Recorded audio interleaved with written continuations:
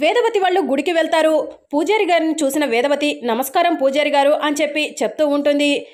రేపు పల్లెటూరులో జరిగే జాతర ఎటువంటి ఆటంకం లేకుండా జరగాలని చెప్పి అమ్మవారికి పూజ చేయండి అని వేదవతి చెప్పడంతో, సరేమ్మా, ఈలోపు నేను ముడిపిస్తాను.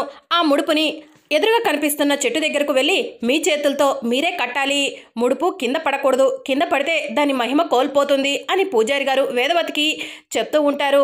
సరే పూజారి గారు అని వేదవతి అనటంతో, ఇప్పుడే ముడుపు తీసుకొచ్చి ఇస్తానమ్మా అని చెప్పి పూజారి గారు వెళ్ళి ముడుపు తీసుకొచ్చి వేదవతికి ఇస్తారు. ఇక వేదవతి ముడుపు కట్టడం కోసం చెట్టు దగ్గరకు వెళ్తుంది. ఇక వేదవతి ముడుపు కడుతూ ఉంటే నిహారిక, కృష్ణబాబు ఇద్దరు కూడా పక్కకు వెళ్తారు. వాళ్ళ వెనకే శౌర్య కూడా వెళ్తుంది. ఏంటి బంగారం ఇలా పక్కకి వచ్చావు అని కృష్ణబాబు అడుగుతూ ఉంటాడు. ఇప్పుడు మీ అమ్మ ఏదైనా సంకల్పించిందంటే అది తప్పకుండా జరుగుతుంది.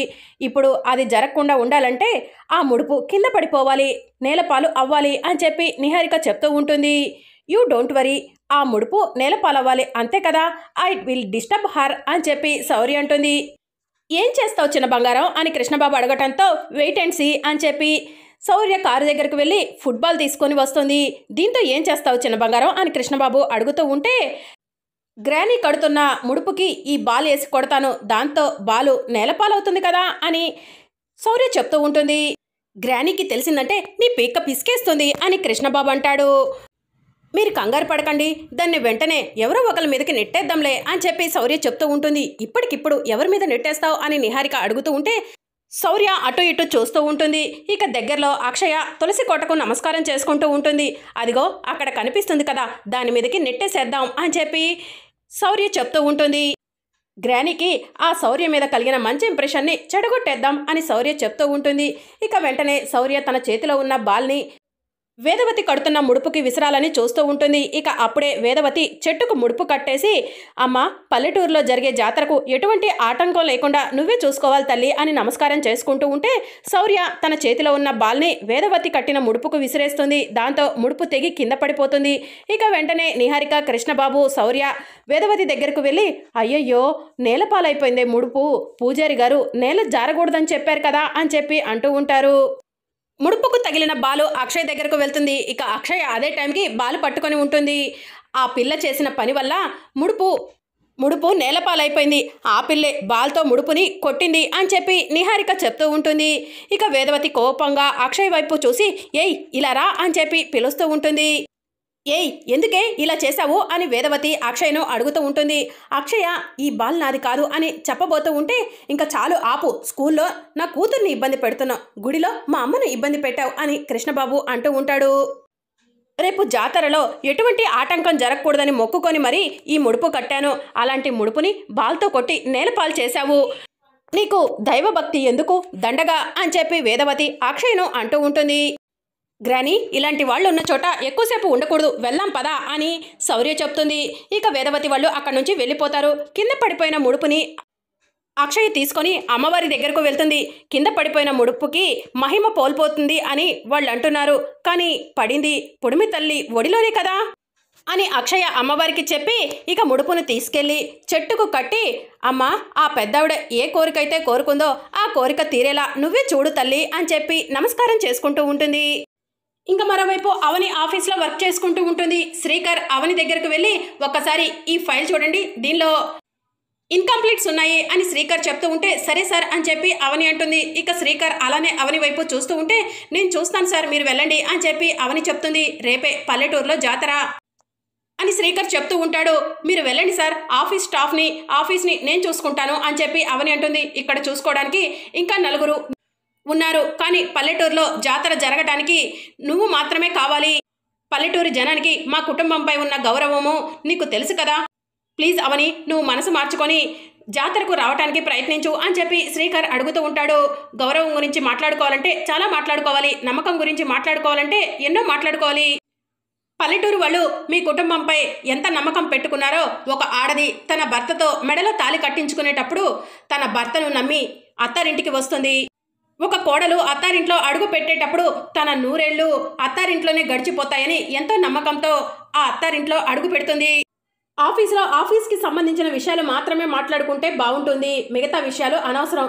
అవును, అన్నట్లు అడగటం మర్చిపోయాను, ఆడిటర్కి ఫైల్ పంపించారా, ఇదే ఆఖరి రోజు అని అవని శ్రీకర్తో చెప్తూ ఉంటుంది. ఇక మరోవైపు వేదవతి ప్రసాదరావుతో రేపే పల్లెటూరులో జాతర ప్రసాదం చేయటానికి నేనేమో ఇలా ఉన్నాను, ప్రసాదం చేస్తానని అక్కడ మాట ఇచ్చాను, ఏం జరుగుతుందో ఏంటో కంగారుగా ఉంది అని వేదవతి చెప్తూ ఉంటుంది. మీరేం కంగారు పడకండి అత్తయ్య, ఆ అన్నపూర్ణాదేవి మన కుటుంబంలో ఎవరో ఒకరి చేత ప్రసాదం చేపించుకుంటుందిలే అని చెప్పి నిహారిక చెప్తూ ఉంటుంది.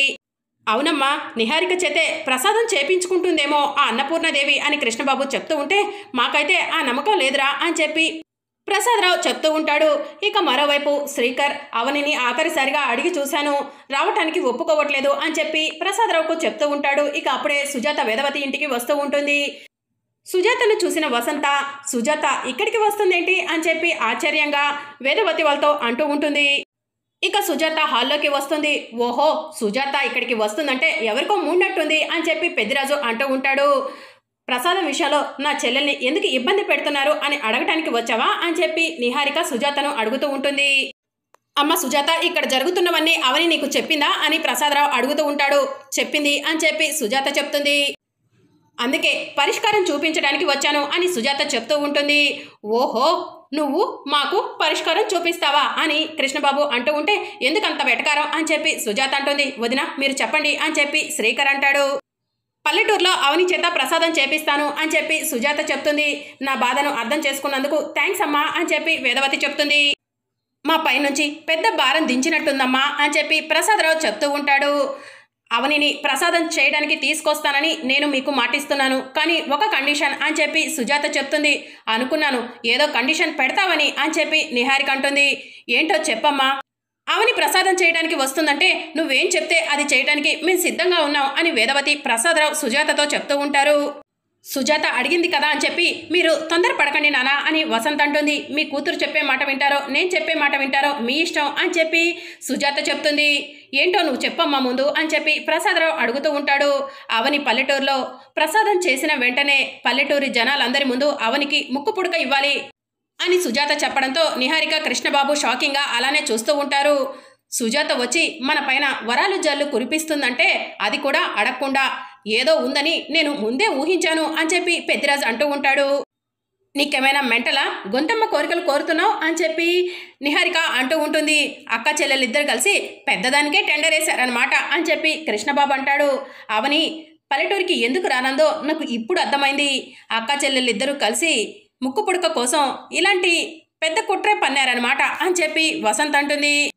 ముక్కు పుడక ఇవ్వటానికి మేమెవరూ ఒప్పుకోము అని చెప్పి నిహారిక అంటూ ఉంటుంది. నేనేమి మీ అభిప్రాయాలు అడగట్లేదు, నేను అడుగుతుంది అత్త అభిప్రాయం మాత్రమే. చెప్పత్త, ముక్కు పుడక ఇవ్వటానికి నీకు సమ్మతమేనా లేదా అని చెప్పి సుజాత వేదవతిని అడుగుతూ ఉంటుంది. ఇక వేదవతి ఆలోచిస్తూ ఉంటుంది. ఇక మరోవైపు అవని సుజాత కోసం ఎదురు చూస్తూ ఉంటుంది. అప్పుడే సుజాత ఇంటికి వస్తుంది. ఎక్కడికి వెళ్ళావక్క అని అవని అడుగుతూ ఉంటుంది. అత్తింటికి వెళ్ళాను అని చెప్పి సుజాత చెప్తుంది. ఎందుకక్క అని చెప్పి అవని అడుగుతూ ఉంటే ఒక విషయం గురించి మాట్లాడటానికి అని చెప్పి సుజాత చెప్తుంది. ప్రసాదం విషయంలో అందరినీ 4 వాయించొచ్చావా అని చెప్పి అవని అడుగుతూ ఉంటుంది. కాదు అవని, నా చెల్లెలు ప్రసాదం చేయడానికి వస్తే ముక్కు పుడక ఇవ్వాలని కండిషన్ పెట్టాను అని చెప్పి సుజాత చెప్తూ ఉంటుంది. అందుకు అందరూ కూడా సస్యమేరా అన్నారు. నా అత్త అభిప్రాయం కావాలని చెప్పాను అని చెప్పి సుజాత చెప్తూ ఉంటుంది. అత్త ఏమందక్క అని చెప్పి అవని అడుగుతుంది. అక్కడ వేదవతి చెప్పిన మాటలన్నీ కూడా సుజాత అవనికి చెప్తూ ఉంటుంది. బాగా ఆలోచించానమ్మా, ప్రసాదం చేయడం పూర్తవగానే అవనికి ముక్కు పుడక ఇస్తానమ్మా అని వేదవతి చెప్తూ ఉంటుంది. ఎలా ఇస్తారత్తయ్య, ఎలా ఇస్తారు అని నిహారిక అడుగుతూ ఉంటుంది. మరి మీలో ఎవరు కూడా ప్రసాదాన్ని తయారు చేయలేవరు కదమ్మా అని చెప్పి వేదవతి అడుగుతూ ఉంటుంది. అలా ఎలా కుదురుతుందమ్మా, జాతకం కలిగిన కోడలకు కానీ జాతకం కలిగిన వారసులకు మాత్రమే నువ్వు ముక్కు పుడక ఇస్తానని ఆ రోజు చెప్పావు కదా అని చెప్పి వేదవతిని కృష్ణబాబు నిలదీస్తూ ఉంటాడు. అది ఈ కుటుంబంలో ఒక్కరి వల్ల కూడా కాలేదు కదా అని చెప్పి శ్రీకర్ అంటూ ఉంటాడు. వేదవతి నిర్ణయంతో నేను ఏకీభవిస్తున్నాను. అవని ఈ కుటుంబానికి చేసిన మేలుతో పోలిస్తే ఎవరు కూడా ఈ కుటుంబానికి అంత మేలు చేయలేదు అని ప్రసాదరావు చెప్తూ ఉంటాడు. నేను హాస్పిటల్లో ఉన్నప్పుడు కూడా అవని నాకు ఎన్నో సేవలు చేసింది అని వేదవతి చెప్తుంది. అమ్మా, బాగా ఆలోచించి నిర్ణయం తీసుకో అని వసంత చెప్తూ ఉంటుంది. వసంత, ఇది నీకు అనవసరమైన విషయం అని చెప్పి వేదవతి చెప్తుంది. మనం ఈ ఇంట్లో ఉండటమే ఎక్కువ వసంత, అది అత్త కోడళ్ళ మధ్య యుద్ధం, మనం ఇన్వాల్వ్ అవ్వకపోవడమే మంచిది అని చెప్పి పెద్దిరాజు అంటాడు. అమ్మా, నువ్వు అన్యాయమైన తీర్పిస్తున్నావు అని చెప్పి కృష్ణబాబు అంటూ ఉంటాడు. అదే కరెక్ట్ అని చెప్పి శ్రీకర్ అంటాడు. నీకు సంబరంగానే ఉంటుందిరా, ఎందుకంటే ముక్కు పుడక నీ భార్యకు తక్కుతుంది కాబట్టి అని చెప్పి కృష్ణబాబు అంటూ ఉంటాడు. ఇక ఎవరూ మాట్లాడకండి, నేను నిర్ణయం తీసుకున్నాను అని చెప్పి వేదవతి చెప్తుంది. సుజాత, నేను చెప్పిన విధంగానే ముక్కు పుడక అవనికి ప్రసాదం చేయటం పూర్తవగానే ఇస్తాను, నీ మాట నువ్వు నిలబెట్టుకో అని చెప్పి వేదవతి చెప్తుంది. నాకు కూడా అవని మీ అందరితో కలిసి ఉండటమే కావాలత్తా అని చెప్పి సుజాత చెప్పి అక్కడి నుంచి వెళ్ళిపోతుంది. ఇక సుజాత వెళ్ళిపోయిన తర్వాత ముక్కు పుడక చేరాల్సిన వాళ్ళకే చేరుతుంది వేద అని చెప్పి ప్రసాదరావు అంటూ ఉంటే, ముక్కు పుడక దక్కించుకునే అదృష్టం చిన్న కోడలికే ఉందని అర్థమవుతుందండి అని చెప్పి వేదవతి చెప్తూ ఉంటుంది. ఇది జరిగింది అని చెప్పి సుజాత అవనికి చెప్తూ ఉంటుంది. నాకు చెప్పకుండా నన్ను అడగకుండా అలాంటి నిర్ణయం ఎందుకు తీసుకున్నావక్క, వాళ్ళకి ఎందుకు మాట ఇచ్చావు అని చెప్పి అవని అడుగుతూ ఉంటుంది. నీ మంచి గురించి నీ భవిష్యత్తు గురించి ఆలోచించే నిర్ణయం తీసుకున్నాను అవని అని సుజాత చెప్తుంది. నేను అన్నీ ఆలోచించుకునే నిర్ణయం తీసుకున్నానక్క అని చెప్పి అవని చెప్తుంది. అత్త నిన్ను మళ్ళీ కోడలుగా ఇంట్లోకి తీసుకెళ్లాలనే ముక్కు పుడక ఇవ్వటానికి ఒప్పుకుంది అవని. ఊరందరి ముందు ముక్కు పుడక తీసుకొని సంతోషంగా కోడలుగా ఆ ఇంట్లో అడుగు పెడదు గాని అని చెప్పి సుజాత చెప్తూ ఉంటుంది. ప్రసాదం చేసి లంచంగా ముక్కు పుడక తీసుకోమంటావా అక్క, నాకు అది నచ్చట్లేదు, నేను రాను అని చెప్పి అవని కోపంగా అక్కడి నుంచి వెళ్ళిపోతుంది. అక్కడ నేను వాళ్ళకి మాట ఇచ్చాను, ఇక్కడ అవని ఒప్పుకోవట్లేదు, ఏం చేయాలో ఏంటో అని సుజాత ఆలోచిస్తూ ఉంటుంది. మరోవైపు వేదవతిని ప్రసాదరావు శౌర్య హాస్పిటల్కు తీసుకెళ్తారు. నమస్కారం వేదవతి గారు, ఆరోగ్యం ఎలా ఉంది అని డాక్టర్ అడుగుతూ ఉంటుంది. నడవలేకపోతున్నాననే బాధే తప్ప మిగతా అంతా బాగానే ఉంది అని వేదవతి చెప్తూ ఉంటుంది. పేరుకి కుటుంబ పెద్దని నేనైనా ఇంటిని నడిపించేది నా భార్య, అలాంటి నా భార్య తిరిగి మామూలు మనిషి ఎప్పుడవుతుందా అని ఎదురు చూస్తున్నా అని ప్రసాదరావు చెప్తూ ఉంటాడు. మా గ్రానికి త్వరగా తగ్గేలా చూడండి, ఎన్ని డబ్బులైనా సరే నేను ఇస్తాను అని శౌర్య చెప్తూ ఉంటుంది. నానమ్మకు తగ్గ మనవరాలు అనిపించావు అని చెప్పి డాక్టర్ అంటుంది. మరి అప్కమింగ్ ఎపిసోడ్లో ఏం జరగబోతుందో తెలుసుకో. అయితే ఛానల్ను సబ్స్క్రైబ్ చేసుకొని సపోర్ట్ చేయడం మర్చిపోకండి. Thank you for watching.